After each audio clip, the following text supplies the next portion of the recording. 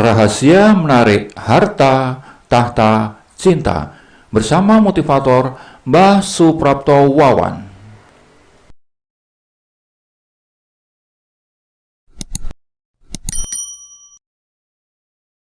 Menekan tombol daya kekuatan prana guna mendapatkan uang.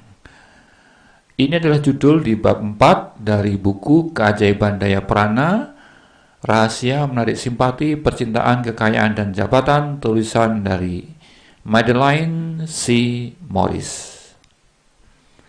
Dalam dunia ini terdapat banyak hal-hal baik yang menjadi objek keinginan Anda. Tapi bagaimana cara mendapatkan barang-barang itu? Bab ini bertujuan menjawab pertanyaan tersebut. Anda akan diajari cara menggunakan daya kekuatan prana atau DKP untuk mendatangkan uang sejumlah berapapun banyaknya. Anda akan mengerti mengapa Tuhan menghendaki supaya Anda mendapatkan uang cukup banyak. Wah, mantap betul. Tiap hambatan mental yang merintangi datangnya uang di tangan Anda akan disingkirkan.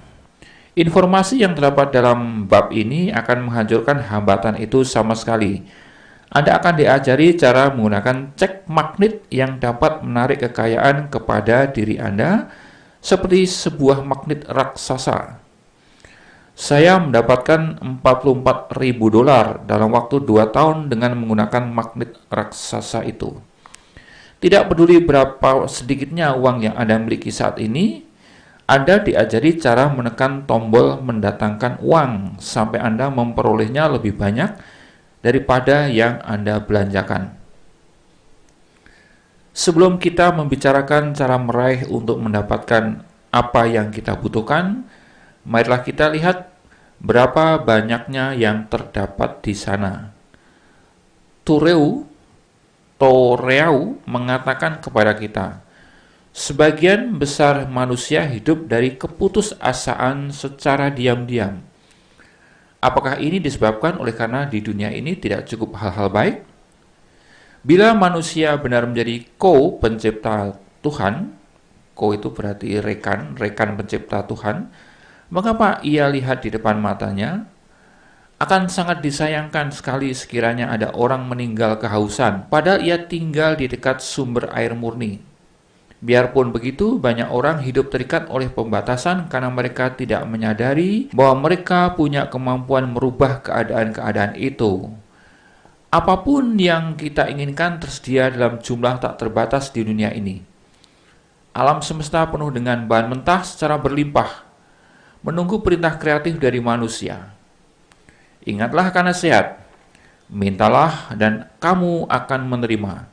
Tetapi Anda harus tahu cara meminta yang tepat. Inilah saatnya menggunakan daya kekuatan prana atau DKP untuk memainkan peranannya. Janganlah sekali-kali percaya bahwa terdapat persediaan jumlah uang yang terbatas saja. Saya sendiri punya banyak pengalaman hidup ketika saya minta uang dan menerima sebanyak yang saya butuhkan. Ada saatnya ketika pintu air kekayaan seakan-akan terbuka bagiku. Kesempatan-kesempatan yang saya sendiri tidak berani mengimpikan akan datang menghadap di depanku. Sejak saya menggunakan DKP, tidak pernah terjadi kekurangan uang. Saya akan ceritakan lebih banyak pengalaman hebat pada akhir bab ini. Tetapi saya yakinkan Anda tidak ada batas mengenai jumlah uang yang dapat Anda peroleh maupun mengenai cara uang itu datang kepada Anda. Oleh karena itu, jangan memberi batasan mengenai jumlah uang yang Anda minta. Mintalah berapapun jumlahnya, gunakan DKP, dan selanjutnya lihatlah keajaiban apa yang terjadi. Saya yakinkan Anda, itu pasti terjadi. Saya berkata berdasarkan pengalaman saya sendiri maupun dari orang lain. Jadi Anda tidak perlu membatasi diri dengan pengalaman masa lalu ya.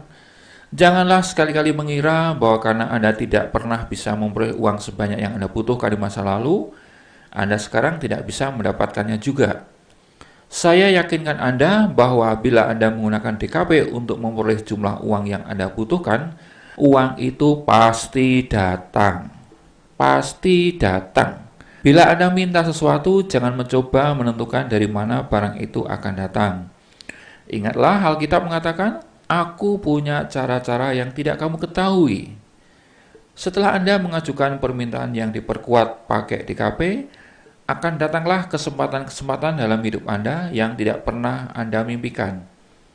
Tidak peduli batasan atau hambatan apa yang pernah Anda punyai, rintangan akan hancur sehingga uang yang Anda butuhkan akan datang menghadap Anda. Yang penting untuk disadari di sini bahwa yang akan terjadi di kemudian hari tidaklah tergantung dari kejadian di masa lampau. Biarpun Anda di masa lampau miskin seperti pengemis, Anda bisa saja menjadi kaya raya di kemudian hari, bila memang itulah yang menjadi keinginan Anda yang terdalam. Pola pikiran yang membuat Anda miskin di waktu lampau dapat dihancurkan sama sekali. Pola pikir baru akan mendatangkan kelimpahan yang berkembang. Dengan menggunakan DKP, Anda dapat mendatangkan perubahan dalam pola hidup Anda. Oleh karena itu, buanglah belenggu dan mulailah cara hidup seperti yang Anda impikan. Menggunakan daya kekuatan prana untuk mendatangkan uang dalam hal ini bukanlah sebuah kesalahan. Banyak orang mengira bahwa mereka merasa bersalah bila menggunakan daya pribadi tinggi yang hebat ini guna mendatangkan barang duniawi seperti uang misalnya. Pendapat ini sepenuhnya salah. Tuhan tidak pernah bermaksud supaya anak-anak yang tercinta hidup dalam kekurangan. Itulah sebabnya Tuhan menyediakan DKP bagi kita, serta kemampuan untuk mengarahkannya ke pribadi tinggi. Tuhan bukan hanya memberikan kita sarana guna memperbaiki nasib kita sendiri, tetapi dalam Alkitab dikatakan juga bahwa Tuhan kurang sabar bagi mereka yang takut menggunakan daya pemberian Tuhan itu. Seperti dalam perumpamaan talenta ya. Dalam bab 25 Injil Matius terdapat perumpamaan tentang talenta atau mata uang. Dalam cerita itu Tuhan memberikan 5 talenta kepada seseorang, 2 talenta kepada orang kedua, dan 1 talenta diberikan kepada orang ketiga. Orang yang mendapat 5 talenta menjalankan uang itu hingga jumlahnya menjadi 2 kali lipat. Orang yang punya 2 talenta juga menjalankan uangnya dan jumlahnya bertambah hingga menjadi 2 kali. Sedangkan orang yang ketiga menyembunyikan uangnya dalam tanah supaya tidak dicuri orang. Tuhan lalu mengambil uang dari yang menyembunyikan itu dan memberikannya kepada orang yang punya 10 talenta.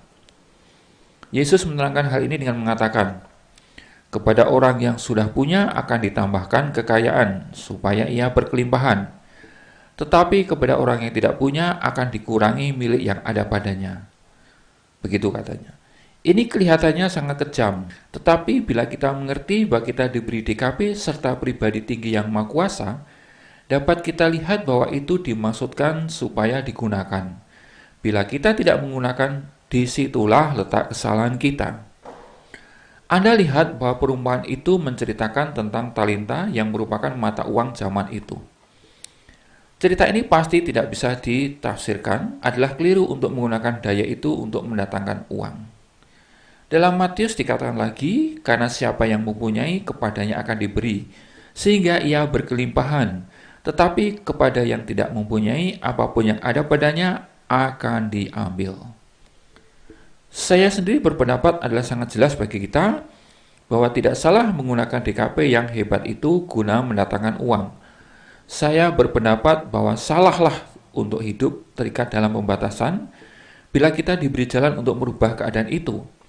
Maka siapa yang tidak mau merubah keadaan dirinya, ya itu salah sendiri. Pada masa kanak-kanak, pribadi tengah dengan akal pikirannya belum berfungsi dengan kemampuannya yang penuh. Oleh karena itu, pribadi rendah atau pribadi emosi lebih besar pengaruhnya, tetapi tidak bisa berpikir pakai logika. Itulah sifat pribadi emosi atau pribadi rendah. Maka ia menerima apa saja yang diberitakan kepadanya sebagai hal benar. Bila seorang anak menanyakan mengapa ia tidak diberikan mainan ini atau itu, dan ia berkali-kali diberi jawaban, kita tidak mampu membeli nak, ini menanamkan gambaran mengenai keterbatasan dalam batinnya. Ia temukan kenyataan bahwa ia tidak bisa memiliki banyak hal yang ia ingini. Ia tidak percaya ada kemungkinan untuk memilikinya. Ia percaya benar akan pernyataan orang tuanya di masa lalu. Bila anak itu pergi keluar pada suatu hari yang bercuaca dingin, diperintahkan supaya mengenakan jaket supaya tidak masuk angin. Kadang-kadang ia diberitahu bahwa itulah musimnya orang mendapatkan masuk angin. Ini menanamkan keyakinan kepada si anak bahwa ia akan masuk angin bila tidak memakai jaket, terutama pada musim dingin. Dari situ ia tahu bahwa ada musim masuk angin setiap tahun. Kenyataan ini akan tertanam dalam batin bawah sadar selama hidupnya. Maka ia mungkin sekali akan terkena masuk angin pada musim tersebut. Inilah cara bekerjanya pemrograman batin sejak usia kanak-kanak. Orang tua mengalihkan semua ide keterbatasannya kepada anaknya. Anak percaya bahwa orang tua mereka maha bijaksana, maha tahu. Pada waktu yang cukup tua dan akal pikirnya telah berfungsi efektif, keadaan sudah terlambat. Ide mengenai keterbatasan itu telah tertanamkan kuat dalam bawah sadarnya dan telah menjadi keyakinan yang kuat. Bawah sadar itu tidak suka melepaskan keyakinan yang sudah berakar dalam. Ia hanya bisa dilakukan dengan menyusun kembali pola pikiran yang ditanamkan di situ oleh orang lain. Bagaimana cara kita menyingkirkan ide keterbatasan yang diterima oleh bawah sadar itu? Marilah kita melihat lagi cara pola pikiran datang di situ pada mulanya. Seseorang yang kita percaya memberikan ide negatif kepada bawah sadar kita telah diindoktrinasi oleh orang lain di luar diri kita. Kalau begitu, kita juga bicara kepada bawah sadar dan mencabut ide keterbatasan itu. Itulah yang harus kita lakukan. Setelah kita menjadi dewasa, batin berakal dari pribadi tengah menjadi penjaga mengenai apa yang masuk ke dalam batin pribadi rendah. Yang perlu kita lakukan guna mencabut ide-ide negatif dalam bawah sadar ini ialah dengan meneliti tiap hal itu tidak benar. Kita harus percaya bahwa itu tidak benar. Lalu kita nyatakan apa yang benar dan benar-benar percaya tentang apa yang kita nyatakan. Dengan cara ini kita rubah pemikiran kita dari negatif ke positif. Sebagai contoh, mari kita kembali ke anak yang diberitahu bahwa ia tidak bisa memiliki banyak uang yang ia inginkan. Sebagai orang dewasa, ia mempunyai ide yang berakar kuat bahwa ada banyak barang yang tidak bisa ia miliki karena ia tidak punya uang. Seharusnya orang tersebut memberitahu dirinya bahwa ia bisa memiliki apapun yang ia ingini. Dengan menggunakan DKP, ia dapat merubah status keuangannya. Adalah menjadi kesenangan Bapa Surgawi untuk memberikan kerajaan kepadanya. Ia seharusnya meneruskan meneliti tiap ide keterbatasan dengan cara yang sama sampai ia benar-benar merubah pola pikiran bawah sadarnya. Sekarang ia berada di jalan untuk menikmati hidup penuh dengan barang-barang yang ia inginkan. Ia tidak terhambat lagi oleh keterbatasan di semua bidang. Ia telah membebaskan dirinya dari ikatan-ikatan yang ditanamkan dalam dirinya oleh orang tuanya yang bijaksana dan penuh cinta. Bijaksana dan penuh cinta. Belgedes Prut, ini menyesatkan ya. Inilah cara kita melakukan indoktrinasi diri. Kita menempatkan pikiran-pikiran yang kita inginkan dalam bawah sadar. Ini merupakan fungsi paling penting dari pikiran batin berakal atau pikiran sadar ya, atau pribadi tengah. Karena batin sadar memainkan peranan penting dalam kesejahteraan materi hidup kita. Bila Anda butuh uang untuk sesuatu yang Anda inginkan, mintalah bantuan pribadi tinggi dibarengi dengan daya kekuatan prana atau DKP. Pribadi tinggi Anda dapat mencapai alam tingkat tinggi yang tidak dapat Anda bayangkan. Cara-cara yang dilakukan pribadi tinggi untuk mendatangkan uang dapat mencengangkan Anda. Weladalah. Anda sendiri tidak akan mampu menemukan jalan seperti itu. Oleh karena itu, gunakan selalu DKP serta pribadi tinggi Anda bila Anda membutuhkan lebih banyak uang daripada yang dapat disediakan oleh sumber penghasilan Anda sekarang. Nah, ini cara mendatangkan DKP untuk mendatangkan uang. Dengerin baik-baik ya, Bapak, Ibu, Saudara, dan pemuda-pemudi di seluruh Indonesia. Anda akan saya berikan suatu cara yang sangat efektif untuk menerapkan DKP guna mendatangkan uang. Langkah pertama ialah mengisi sebuah formulir cek sejumlah uang yang Anda inginkan. Berilah tanggalnya. Bagian ini adalah bagian paling penting, yaitu jumlah uang serta tanggal yang dapat Anda percayai sebagai tanggal yang masuk akal. Akan tidak ada artinya sama sekali bila Anda mengisi $1.000.000 dan diberi tanggal 2 hari berikutnya bila hal itu adalah hal yang tidak Anda percayai. Oleh karena itu, mulailah dengan jumlah uang yang dapat Anda gambarkan, Anda yakini, Anda bisa menerimanya. Jangan diberi tanggal 2 hari bila benar-benar Anda percaya bahwa itu mungkin akan terjadi beberapa hari lebih dari 2 hari. Pentingnya faktor kelayakan atau kepercayaan bahwa ketidakpercayaan dari pihak Anda dapat menghapuskan semua upaya. Pribadi rendah Anda tidak akan mau bekerja sama untuk mengirimkan keluar daya kekuatan prana. Oleh karena itu, menggunakan metode formulir cek ini, ingatlah faktor kelayakannya atau faktor kepercayaan pribadi Anda. Anda masih tetap bisa minta lagi setelah jumlah pertama sudah datang.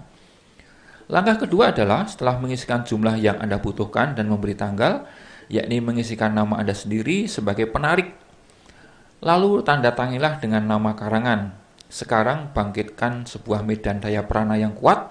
Setelah itu ambillah cek dan peganglah pakai kedua telapak tangan Anda. Selanjutnya katakan perintah itu. Misalnya berbunyi sebagai berikut. Saya perintahkan supaya cek ini berisi magnet yang akan menarik kepadaku sejumlah uang yang tertulis di dalamnya. Saya perintahkan ini dengan sepenuh kekuatan rohku. Ucapkanlah dengan tegas dan penuh dengan daya dan kekuatan. Sekarang tempatkan cek itu di kening Anda, kening itu bathuk ya, dan katakanlah dengan keyakinan kuat, telah terlaksana, jadilah demikian. Setelah Anda menyelesaikan prosedur ini, rasakan perasaan keringanan memasuki jiwa Anda. Ketahuilah bahwa uang itu sedang dalam perjalanan menuju Anda. Tempatkan cek ini di suatu tempat yang dapat Anda amati beberapa kali sehari. Setiap kali Anda mengamatinya, rasakan adanya aliran kesenangan dalam diri Anda karena uang itu sedang menuju Anda. Yang paling penting di sini adalah jangan bosan. Jangan bosan. Lihat pada cek itu tiap hari dan ketahuilah bahwa uang sedang dalam perjalanan mendatangi Anda. Lakukan terus sampai uang itu datang. Saya telah melakukan metode ini bila saya butuh uang dan selalu berhasil.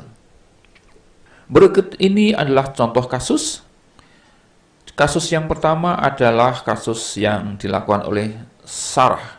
Sarah menggunakan daya kekuatan prana dan mendapatkan kekayaan. Biarpun Sarah bekerja selama hidupnya, ia tidak memiliki uang banyak ketika dipensiunkan. Ia tidak pernah kawin dan tetap menjadi perawan tua. Sewaktu masih bekerja, ia mempunyai penghasilan baik, tetapi ia harus menyokong ibunya yang cacat selama beberapa tahun. Maka setelah pensiun, ia berusaha mencari tambahan penghasilan untuk memperbaiki keadaan ekonominya dan untuk kesibukannya karena ia tidak suka menganggur. Ketika saya ceritakan kepadanya mengenai efek hebat dari DKP, ia begitu bergairah dan meminta supaya saya mengajarkan cara mempraktekkan DKP kepadanya. Sarah tidak pernah tertarik pada pelajaran metafisika, namun karena ia ingin sekali mendapat pekerjaan lagi, dapat dengan mudah menyerap apa yang saya ajarkan kepadanya. Dengan tekun ia mempraktekkan penerapan DKP guna mendapatkan penghasilan baru. Kekayaan Sarah datang dengan cara yang tak terduga. Ia kebanggaan medan daya prana dan mengirimkannya ke pribadi tinggi. Ia mengatakan kepada pribadi tinggi bahwa ia ingin mendapatkan banyak uang guna melakukan perjalanan-perjalanan dan memberi barang-barang ekstra. Selanjutnya ia menaruh kepercayaan penuh bahwa permintaannya itu terkabulkan. Ia sama sekali tidak pernah berpikir akan bekerja kembali.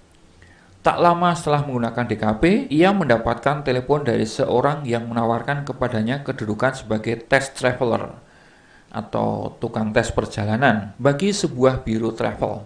Tugasnya adalah melakukan perjalanan ke seluruh pelosok dunia guna meneliti berbagai fasilitas dan akomodasi yang tersedia.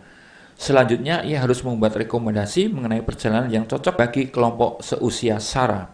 Ia memberikan pelayanan berharga bagi biro travel yang termasuk dalam asosiasi itu.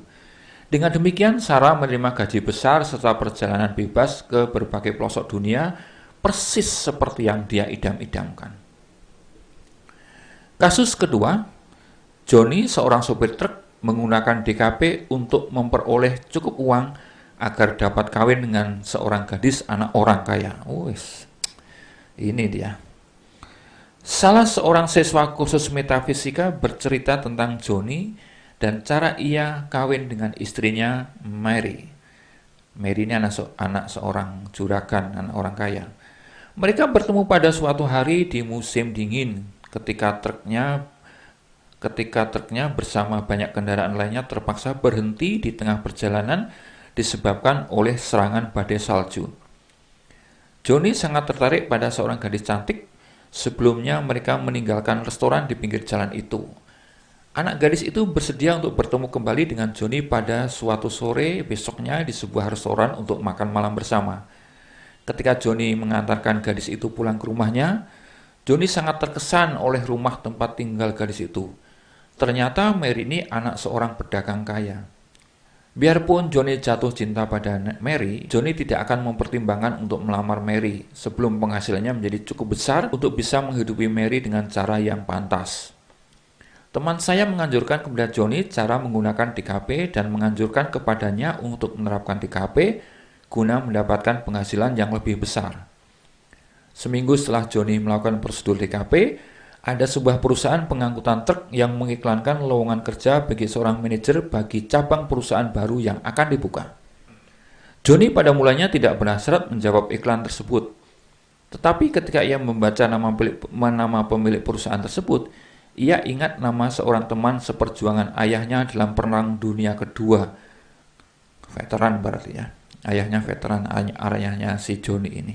Ia hubungi perusahaan itu dan beberapa hari kemudian, ia diminta datang untuk tatap muka. Pemiliknya merasa puas dan ia mendapatkan pekerjaan itu. Akhirnya setelah mendapat penghasilan yang lebih besar, Johnny menikah dengan Mary.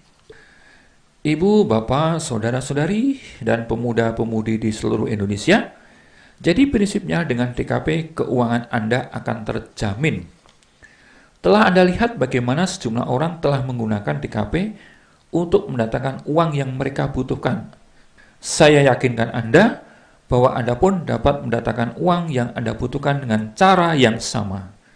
Setelah Anda bangkitkan DKP dan mengarahkannya guna mendatangkan kekayaan, tidak ada hal lain yang merintangi mengalirnya uang ke hadapan Anda, kecuali rasa kurang yakin mengenai hasilnya.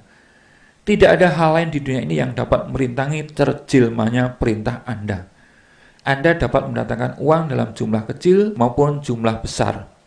DKP bekerja sama baiknya bagi jumlah kecil maupun jumlah besar.